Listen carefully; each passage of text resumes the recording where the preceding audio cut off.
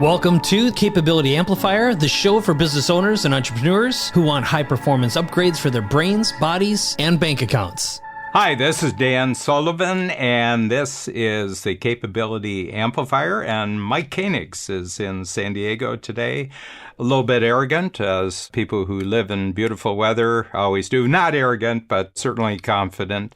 So, we're going to touch on the subject of energy today. In the past, we've completed what we do from a physical wellness testing standpoint, but here we're just zeroing in on energy and the use of energy, being able to generate more energy for yourself, but also being coached on this by people who have greater capability in this area. It's one of the things, just as a way of kicking this off, Mike, that whenever I tell strategic coach clients, some of whom I've had for 25 years, that I have an energy coach, they're all ears. Who's an energy coach? How do energy coaches work? Yeah, what is an energy coach, Dan? Let's just get there, because someone's going to be like, what is that? Sounds woo-woo. Yeah. Well, first of all, they come in a lot of different dimensions. Generally speaking, it's an individual who has self-transformed or self-healed. And in the process of that, they've discovered particular ways of thinking, particular ways of organizing yourself, and certain ways of interacting with other people that creates energy rather than takes energy away. And can you give me an example of how you may have had either low energy or maybe felt out of alignment or something was wrong? You engaged your energy coach who came and did something with you, and then as a result of that, something changed. Kind of tell us a story and take us through a continuum of from the time you knew you had it until something happened, and then you got some sort of a result. What's that like? Well, I'll organize it in terms of time dimensions. So there was energy that I was losing because of the past. There was energy that I was losing because of the way I was operating in the present, and there was energy being lost in the way that I contemplated the future. So that's just a general organization. What I've come to understand, and it's a specific individual that I'm talking about, his name is Kim White. Kim is from Australia, from Perth, which is the furthest western city. If you go west from Perth, you hit Africa, so that kind of tells you where it is.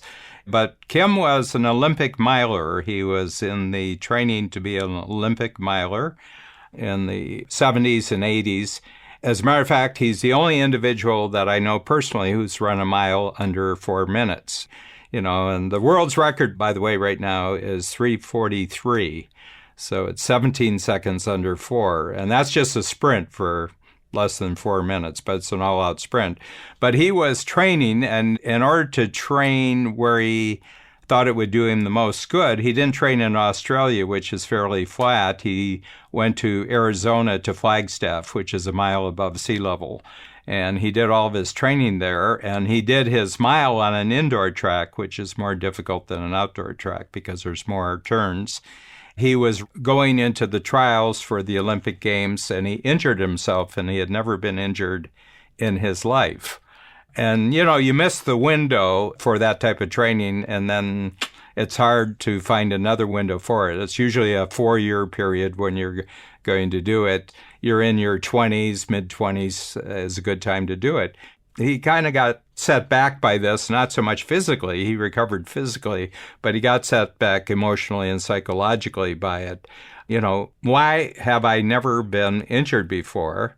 And now I got injured right before the biggest challenge and biggest event of my life. And through a series of consulting with other people and actually talking this through, he came out that for the rest of his life, he could tell a story that he was on his way to the Olympics, but he got injured, rather than the fact that he got to the Olympics and he didn't even show.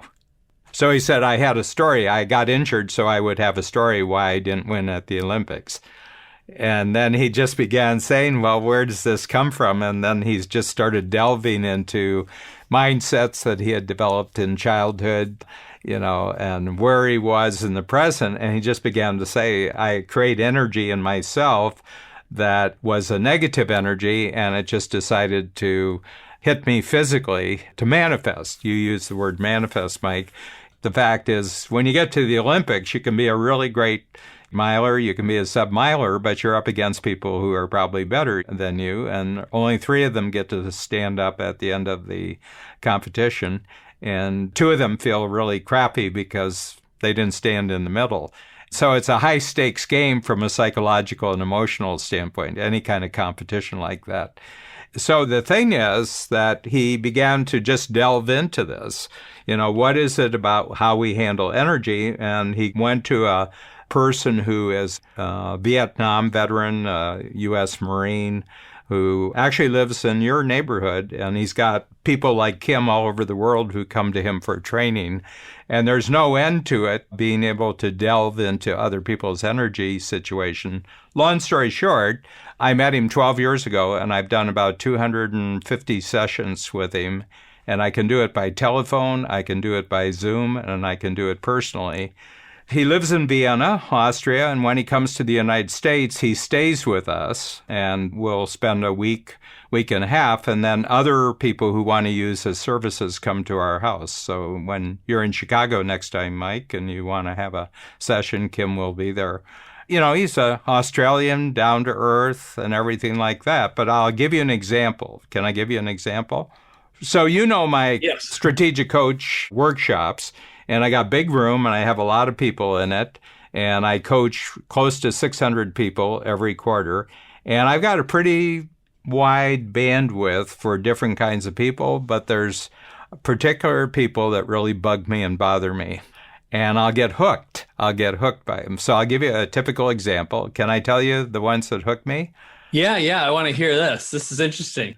They're not the wild ones like you, Mike. They're not the people who walk up one wall across the ceiling and walk down the other wall, who have lots to say and they're very active. They're the people who kind of sit with their arms folded like that, and I get no feedback from them at all, but periodically you'll see them lean over to a neighbor and they'll whisper something. They kind of hook me. There's kind of a energy that hooks in the room, and they start to control me by their non-responsiveness. And I can tell you where they sit. They always sit at the back closest to the door to get out. So interesting. Why don't you just fire him, Dan? I'm just curious. Well, that would be too overt.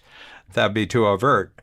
So Kim is there. Again, I can phone him or I can Zoom him, as we're doing right here, or he's there and I can meet with him. So he has a room that's just his room. I'll go in and he says, okay, what's on your mind now? I said, I got another one that bugs me. And he says, okay. He says, tell me his name. And I tell him, it's usually a man, so very seldom is it a woman. He says, okay, I want you to close your eyes and visualize him. I said, visualize him. Okay, now feel what you feel when you're hooked. And I do. And he says, okay, now sit quietly. And 10 minutes later, he says, okay, now think of him. And I said, I can't. And feel the feeling. I said, I can't. He says, it's gone. And from that point forward, I'm unhooked. And the next time I am in the workshop with this person, I see what the person is doing, but it doesn't hook me. So I'm not affected at all, but they are affected by the change in me. And one of 2 things happen. They either leave the program after that workshop or they start transforming.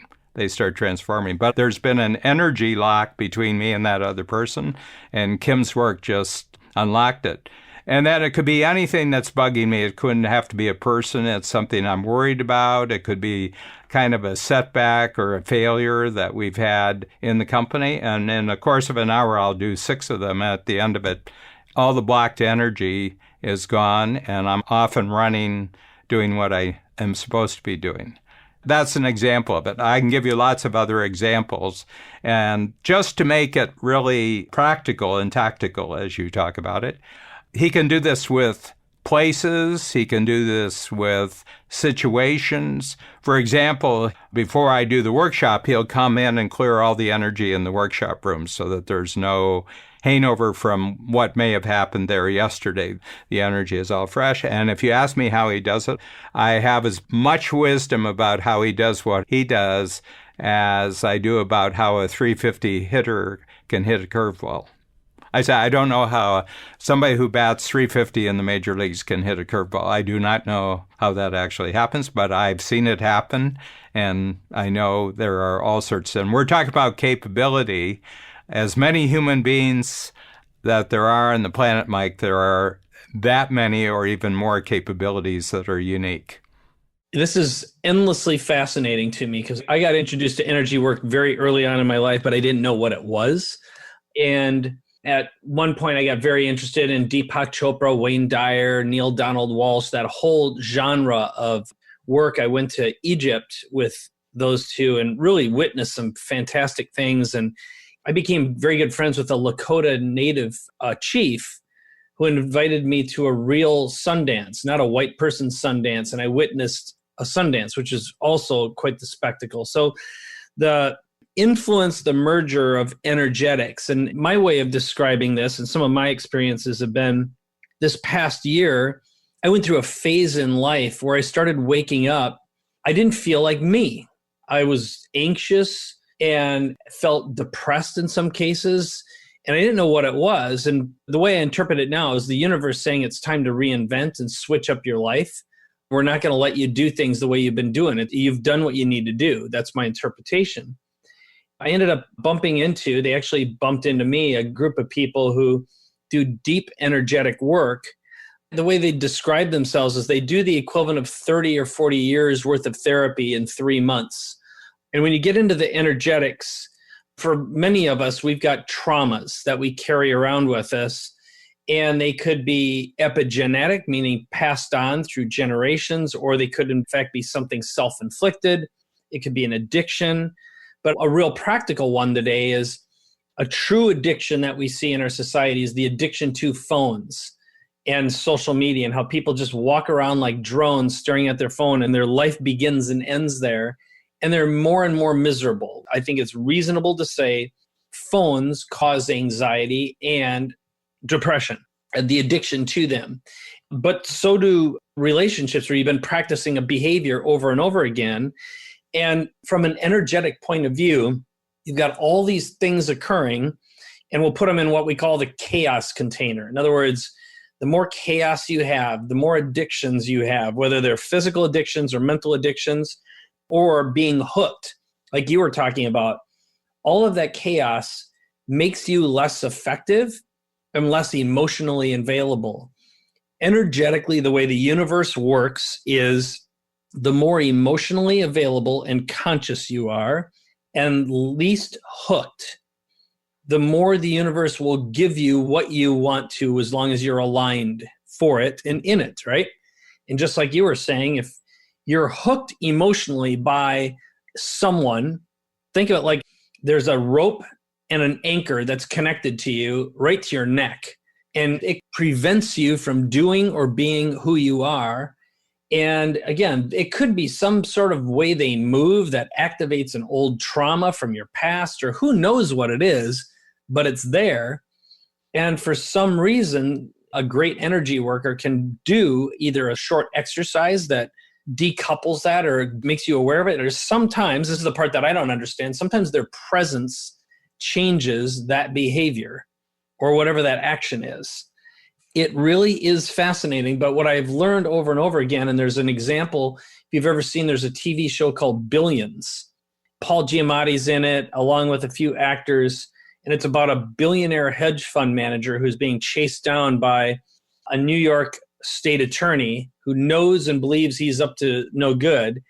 But it turns out that the attorney's wife actually works for the billionaire. So there is a conflict. It's a very complicated relationship, but she does very deep psychological work that I would consider on the realm of being energy work.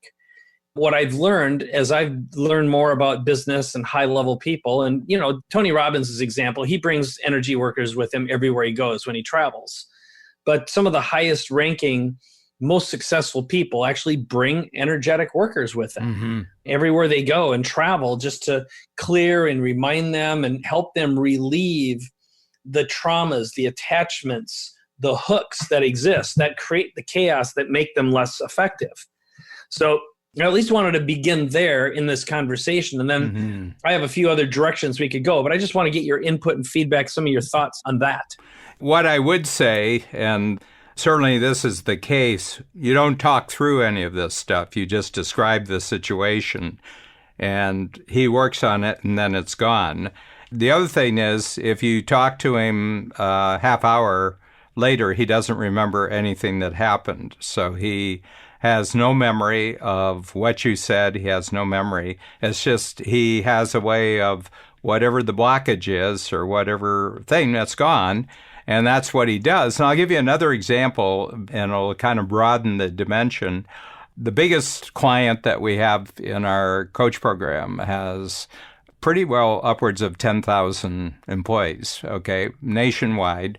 He was going through a difficult personal situation, but he was having trouble in his business. And so Kim went to his headquarters in New York and went into the boardroom where they had the meetings. And there were about 20 people who would be in the meeting. And he walked around the table and he said, "Why don't you sit at the top of the table rather than in this chair right here?" So Kim was able to tell him exactly where he sat in the meetings. And then he walked around the table and he said, "This individual here, and this individual here, and this individual are actively trying to sabotage your company." So he cleared the room, he cleared him, and within 3 months, all three of them quit. That is interesting. No, I've had stuff just like that happen, which defy explanation. And sometimes, again, it'll be, so here's the thing that's going to be, in my mind, most difficult for our listeners, because the logical entrepreneurial mind is going to be like, well, how does this work? And how do I hack this? And how do I get this? And what's the system? And do you have a checklist? And this doesn't work that way.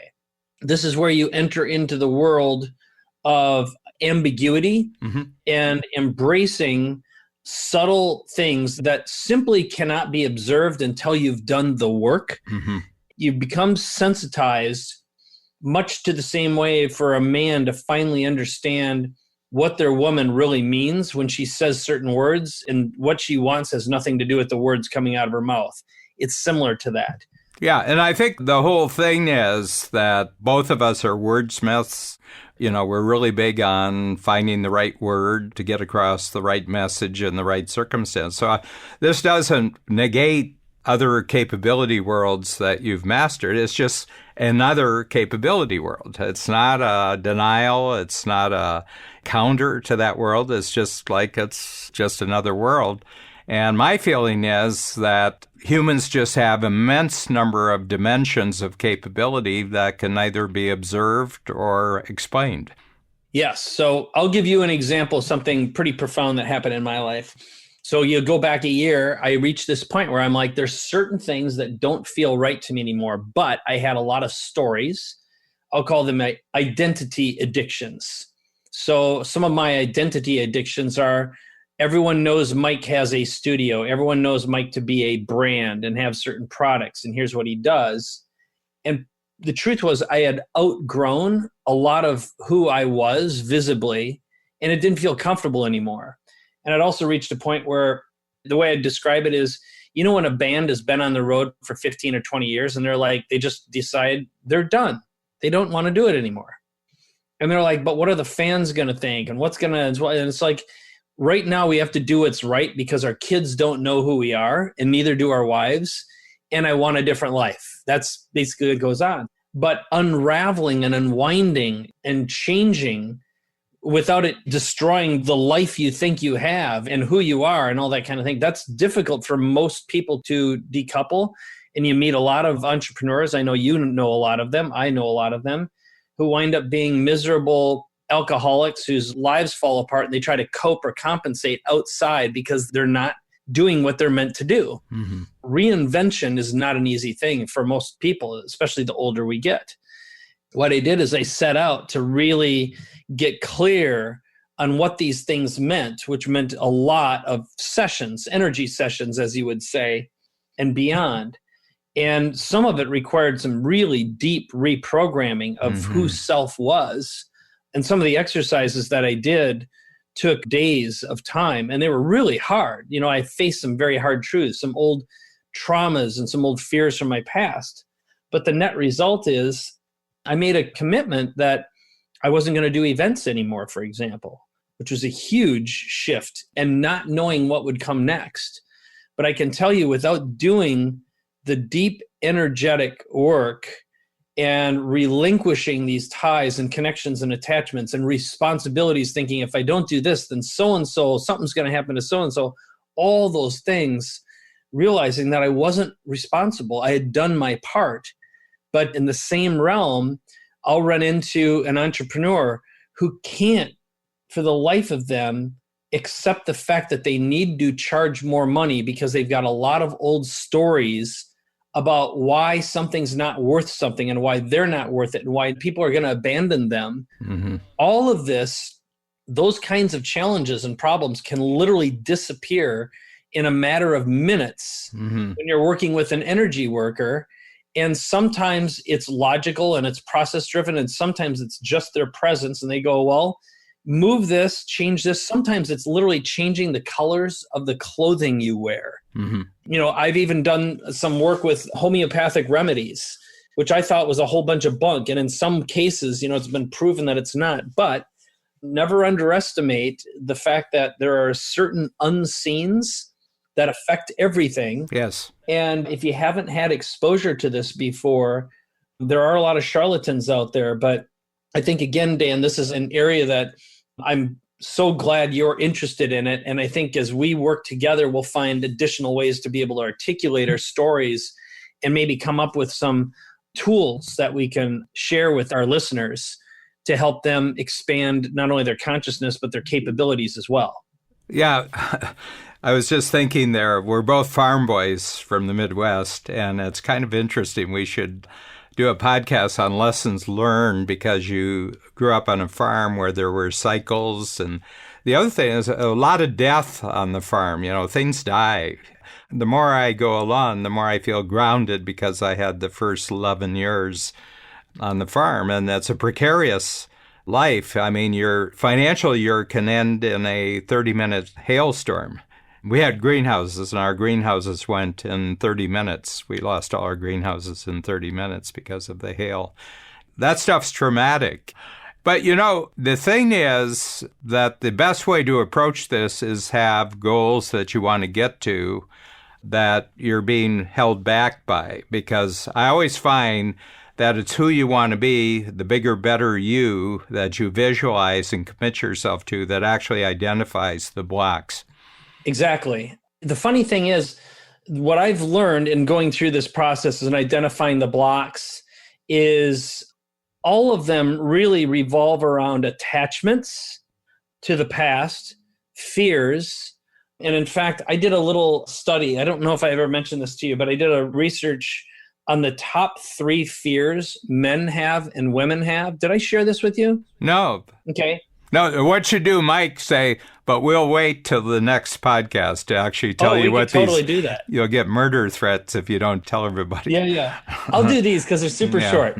So the first one for men are rejection, which makes sense, okay, from the childhood being rejected from women. The next one is irrelevance, being made irrelevant. And the third is being a disappointment. Oh, wow. Those are really good. Yeah, aren't they? These are the men ones, right, that you just said? Yeah, those are the men ones. Yeah, rejection, irrelevance, and disappointment. Disappointment, being a disappointment. And you think about it, for men, what would cause a man to abandon a family? It's like this constant barrage of those 3 things. Those become stories that get identified with yourself and your ego, right? It's an ego attachment. So, true energy work decouples that.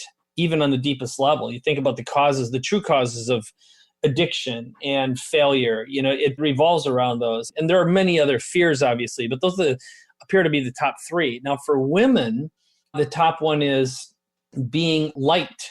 So that could be being accepted. And you can see how wounded a girl is if she's not liked.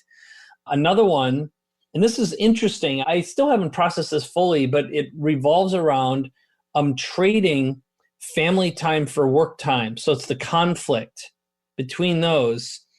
And the third is the end of a relationship or betrayal, which again, when you get down to the core, the essence, both on a flesh, in other words, looking at man or women as animals, you can see how those are deep, but they also reach the deepest core of ourselves. So now I know when I'm doing my energy work, that's the first question I ask, at least on a logical basis, is which of my core fears is being activated? And am I activating someone else's core fears through my behaviors, my actions, or even my presence? And that certainly helps alleviate ego attachment. But then beyond that, having someone in between who's doing that work.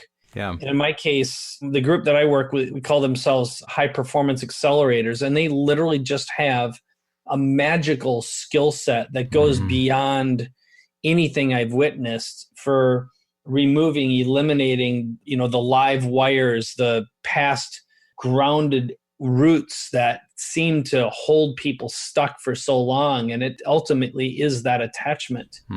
For some people, they'll spend 30 years in therapy and never get anywhere. And then, they work with these guys in 24 hours, their lives are changed. We could go on and on and on trading breakthroughs that happened without our actually understanding what was going on, and happened very, very quickly and then just never came back. It's true. It's very true. So this is a very open-ended session, but I think we could probably bring this one to a close too. But from your line of thinking, Dan, aside from telling people if you've enjoyed this, head to Capability Amplifier, leave us comments, questions, messages, if you've got anything that you want to say to Dan or I. But how do you want to wrap this one up? What should be our request? Well, I'm very, very happy to pass on the contact information for Kim White. So that'll be at this site. I won't say it over the air because I want you to show some initiative to actually go after it. But Kim, I highly recommend. And it's kind of funny because people say, well, I don't believe in any of that woo-woo stuff that you're talking about here. I said, I don't think that's required. I says it works whether you believe in it or not. Exactly. If you have ever found that you haven't been able to explain why something worked or something didn't work, well, then maybe there's something beyond your perception. And that's part of what the energetics are all about. There are many, many nuances. So I will do the same thing, Dan. I have a resource from my high performance acceleration team. There's a little explainer video that you can watch and learn more about how some of these things work and how some of the people who use and work with them get results. So I'll make sure that I make that happen as well. Great subject, and kind of out of the blue for a lot of people because, both of us have been known as very practical, push-ahead coaches and packagers for people. And there's not only what you see, but there's also the electricity in the walls that make things happen. It's so true. It's so true. Well, Dan, I think we brought this one to its logical conclusion. As usual, it is awesome to be sharing some wisdom and big ideas with you, and I'm looking forward to the next Capability Amplifier. Thank you very much, Mike. Will you head over to iTunes right now to rate the Capability Amplifier show? Every rating and review helps spread the message and create more empowered entrepreneurs like you. And if you've already done that, please share this episode with a friend who you know can benefit from Capability Amplifier. And if you have any questions or suggestions, head over to capabilityamplifier.com. There you can leave us an audio message, and Dan and I listen to every single one of them. Thanks again for listening, and we'll see you soon.